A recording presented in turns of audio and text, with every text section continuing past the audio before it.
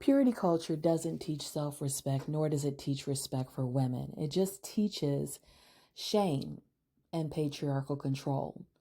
Recently, I saw a picture on Facebook, and it was of a candy covered in ants. And right next to that picture, there was the same candy that was wrapped in a transparent cellophane, and it had no ants on it. And the caption says, "Modesty and covering up protects you." All right. And it keeps you from being spoiled. And that's a lie, because modesty doesn't protect women. And also, anybody who's been around ants knows that they will crawl all over and try to get inside a wrapped candy. Also, in this case, the covering was transparent, so nothing was hidden. And that's the problem with religion. It's so busy morally judging that it doesn't even realize that the valuable message it should be sending, that worth is inherent and doesn't need to be earned, because another part of the message was that women only show themselves, uncover themselves for validation, and this validation isn't even honest. So the message that worth is inherent and doesn't need to be earned is a very valuable message, but it's lost because it's drowned out by the judgment. It's negated because the message here in this Facebook post was that only modest women have worth. And this is also a subtle form of RAPE culture, i.e., only women covered up are protected. Hence, some ask women what they were wearing when they are RAPED. This also includes a lie that modesty protects women. It doesn't. And people who are proponents of purity culture, they should be telling men to control their lust and to respect people as human beings rather than policing women's clothing. So, as I started off saying, purity culture is about control. It's not about protection.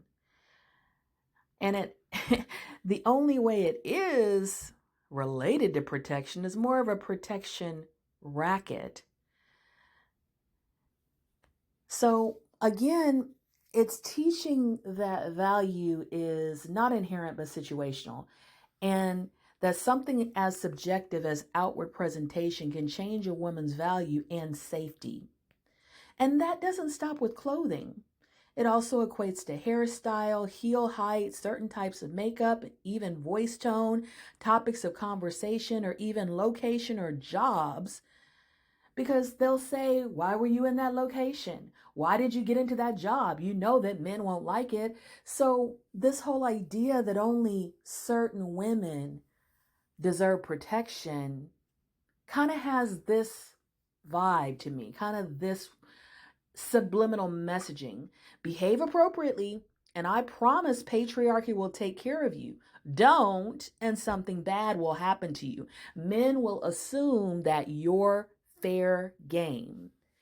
It's a subtle misogyny that hints at the violence in our society used to keep women in check. And it hints back to chivalry, that now whitewashed idea that powerful men, quote, knights, were free to attack unworthy women, the poor, women who worked outside the home, but they had to protect the honor of worthy, noble, royal, wealthy women. And it also states that a woman's value is in others' perception of her.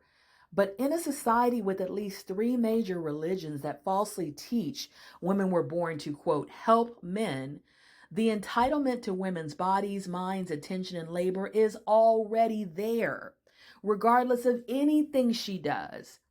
Through purity culture and the myth of creation, women are pushed to be codependent, compliant, and fearful rather than independent, self-assured, self-confident, and secure. Like I said, it's a protection racket, the same type of threat that the mafia used to get bribes. And lastly, covering up doesn't stop men from lying, manipulating, or scheming to have sex with a woman or use her, because cultures teach that women are supposed to resist, quote, be locked, and men are supposed to, quote, master that lock But pushing a key in and out of a lock doesn't mean you opened it. So even the lock and key analogy denies the role of consent.